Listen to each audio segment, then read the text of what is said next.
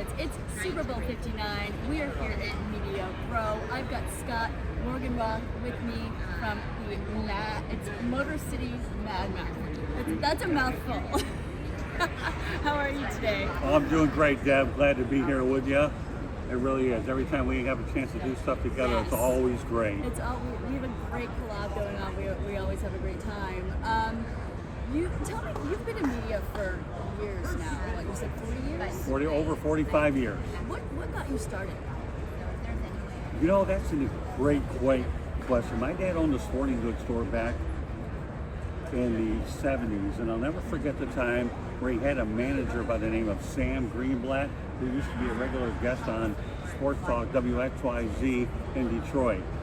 So one day, actually around my birthday, my 17th birthday, get that, okay, I get invited to the Ron Cameron show out there, and it was unbelievable as a guest.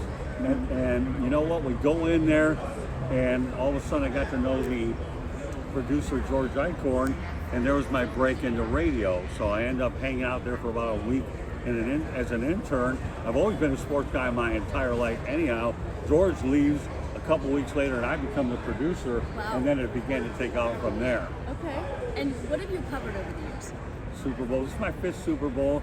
Covered the NBA Finals, the Rolex 24, the Daytona 500, you name it. I've always enjoyed going to a lot of big events. I think the Rolex 24 was one of my most challenging events. Just think about covering an event for over 24 to 30 hours in a row. But you know, the way I look at it is more RPMs to cover, the more RPMs for the body, and you can rest assured that over at the Rolex 24, there was no shortage of sweets and caffeine to keep me going, but I really enjoyed doing that. I wrote a journal on it. But every time I get an opportunity to cover a sporting event, whether it's with the Detroit Lions, whether it's with the Miami Hurricanes or whatnot, it's always a challenge because I love being able to get to these stories and the playmakers and the newsmakers, and you never get enough of that. And I look at the microphone, to me, as a lollipop. You can never have enough of that. Oh my God, I'm going to steal that. That's amazing. These actually look like lollipops. Yeah, they do. That's why I came up with it. You can steal anything you want, Deb. As far as you said the word story, and that's why I love sports reporting, because I love the stories that come out of sports. They're ever changing. With the games, in seconds things change. What do you love about the story of sports? To me, to be able to find something different, one-on-one interviews are really, really, really what I like to do, because you get to know the people, and there's a lot of different ways you can answer questions. Let me go back to one of my famous interviews many years ago. O.J. Simpson, years ago. That guy. Like him or you don't like him, it doesn't matter. Once upon a time, really good football player. he was a nice guy. And I'll never forget the time I'm covering an event over at the Orange Bowl in Miami on Monday Night Football, when Monday Night Football mattered. Howard Cosell turned me down, and they said, "OJ, do you mind talking to me?" No problem at all. So OJ opened to me. We talked about all kinds of football stories. And I asked him, "What do you think is better, OJ, the run game or the passing game?" He gave me a great answer. Then I went on to ask him the same question 5 different times, and the guy gave me 5 different answers. So, that's funny. So when you're able to use certain questions and it comes down to the word, that to me is how you're able to get the mind to trigger somebody else. So the way I look at it is I love one-on-one interviews. I always dreamed of being a play-by-play guy. It never really worked out full-time like I wanted it to, because I used to watch the Detroit Tigers and the Red Wings on TV at my aunt's place and used to do them, and I loved them, but it never came to fruition. So I said, if I can't do play-by-play, let me be a great one-on-one interviewer so that you can dig and use your 5 W's and 1 H, who, what, when, where, why, and how, and of course, exactly. And then you practice the one thing that you end up going with, and that's A Medium is a Message by Marshall McLuhan, because that's what we are. We're the medium. It's up to us as people, professionals, to deliver the message. Yeah, and some reporters, I feel like, it's all about them. Really, it's about the audience. It's about getting a message across to the audience, and that's what I always strive to think when I'm as well. So you wrote a book. Right. 40 years of sports reporting, sports hosting, announcing. what can we learn from this book? I can't wait to read it, by the way. It's been sitting on my kitchen table for like 3-4 months. Finally off work after this. Here, let me show you the front of it. What's in the book? Well, you should be able to read it because you're going to be doing the audio version of it as well. What's in the book is you're going to find out some of the biggest events I've covered in sports, all the different interviewers and interviews that I've met. Muhammad Ali, Tom Lasorda, Ernie Harwell are some of the ones that come to mind. I remember once upon a time, Muhammad Ali has his jaw right, his fist next to my jaw. I was only a 19-year-old kid, a lot better looking, a lot thinner, a lot more dark hair. We had a great time. At that time, though, he was on the onset of Parkinson's disease, but you wouldn't know that by looking at the picture. So what I'm trying to do is educate people that are new to the business, what it used to be like back in the old days when you had the FCC versus how much has changed when you have podcasting and so forth.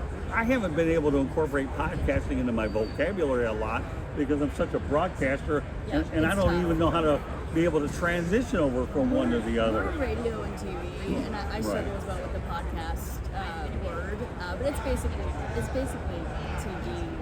It's basically TV. Like, you just have to think of it like that. That's what I do. Well, when I got an internet radio, I never realized the fact that they had a camera on me. Man, I'm used to the old school radio voice. I can remember doing a show one time at a restaurant out in Coral Springs where I just opened up. My voice was booming from one end of the restaurant to the other, and the manager was laughing so hard, it was unbelievable. One of the stories that I think that's really important that when people go into the book, and I really think it's important, is this. Frank Reynolds blows a gasket, and I mean literally blows a gasket during the Ronald Reagan assassination attempt where everybody's trying to get it first instead of right. He tells his crew, and I'm telling you, look on YouTube, it's in my book. I don't care who gets it first, I want it right. And I'm talking about blowing a gasket. This guy was notably upset, and I've always respected Frank for doing that.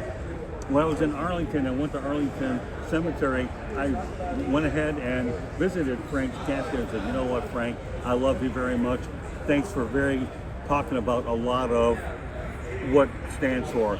And the one thing people should understand in this book is I have a lot of Detroit background, but there are a lot of people that have gone from sports to news because the sports industry dried up. And opposite. Right, and vice versa. So you could go a lot of places either way, but the one thing you cannot afford to do is you cannot be a one-trick pony. If you're a one-trick pony, you're in trouble. Versatility is what it's all about. As long as you can understand where you can be able to be a chameleon and move from one to the other. Of course, everybody sees my hands are moving, my mouth is going, and I get louder and louder as the day goes on. You do. I've seen you do. I've seen them do it. What advice would you give the younger generation for if they want to get into sports reporting, getting into broadcasting? What would be your advice? Great question, Deb. And one of these days, I hope to do public speak on this.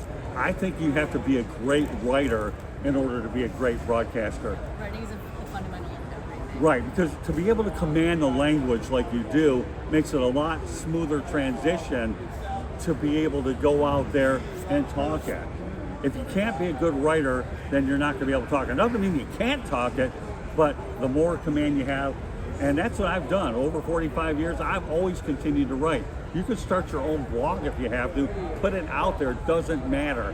You don't have to go out there and read your story like a fine-tooth tome and think that it's not good. I don't want to hear that. To me, it's not good if you don't make the attempt to do it. Because the more and more you get better, then you'll be able to talk it without a doubt. And then once you get behind the microphone, it becomes natural. Be able to talk it, absolutely. Because it's in your head. You see it, you write it, and then you can actually remember it, and then you're able to speak it. Okay. So we are here at Super Bowl 59. It's Kansas City Chiefs, Philadelphia Eagles. Who do you have, why, and what is the score? I don't think you're going to like what I have to say, It's Deb. fine. It hurts, but go ahead and say it. Get it over with. I have to say the Kansas City Chiefs are going to win 27-17. But the reason why I'm going to say that, though, Deb, is because I talked to DeAndre Hopkins the other day. All right. This young guy has a chip on his shoulder. And when you got a guy like him who was cast off by the Houston Texans and he's been moved around a little bit, here's a guy with something to prove. And I saw the hunger and burning desire in his head. I like the way the Chiefs are built. You got a legendary coach in Andy Reid. Juju Smith-Schuster is another guy who could make some noise. We know Travis Kelce well. Chris Jones in that defense, but Andy Reid and Steve Spagnuolo.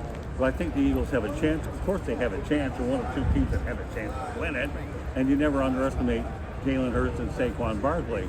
But this three-peat thing is something that these guys want to do. There's a lot of guys who haven't won a Super Bowl, like Kareem Hunt hasn't done it. So, you know, like anything else, I could be wrong. I'm not going to give you betting advice, because otherwise I don't want you coming out there and assassinating me. Well, I've depended on you to do it. Oh, no. Jeb is asking me for an opinion. Yes. What I like to say, I'm glad the Eagles won the Super Bowl 2018. Yeah, they did, and I actually saw them. I was there. I was one of 75,000 people to be in the stadium to watch the Eagles win their first Super Bowl. So were you really good? Well, good for you. I was at Super Bowl 39 when Tom Brady ended up winning over in Jacksonville, and trying to find a room there was like pulling teeth. You really couldn't. So I ended up sleeping in my SUV over a rest area a couple of days. Was able to get sports memorabilia to take showers. That's how tough it was. The life of a sports media person. You're dedicated to the grind. I mean, it really, now we don't have anything we can bribe them with because all the media guys are online. But I'm glad that Philadelphia won one. I've always liked covering games in Philadelphia at the old Veterans Stadium. I haven't been to new joint. I loved it. I watched it go to the ground. The link is amazing there too. But, all right, so you've got Kansas City. I've got the Eagles. We'll see who wins. Scott, thank you so much for coming by and taking time out of your busy schedule to visit the Blond Blitz. I appreciate it. Well, Debbie, I can't thank you enough for having me on the Blond Blitz. I enjoy having you on the Motor City Mad Mouth show. So you have the Blond Blitz and the Motor City Mad Mouth. You can't get a more natural couple than that, or unnatural, depending how you want to slice it. But meanwhile, thanks a lot for having me on, Deb. God bless. And I'm looking forward to hearing you doing the audio book of Lessons on the Phone. And you can get it on Amazon, Kindle, and Barnes & Noble. Thank you, everybody.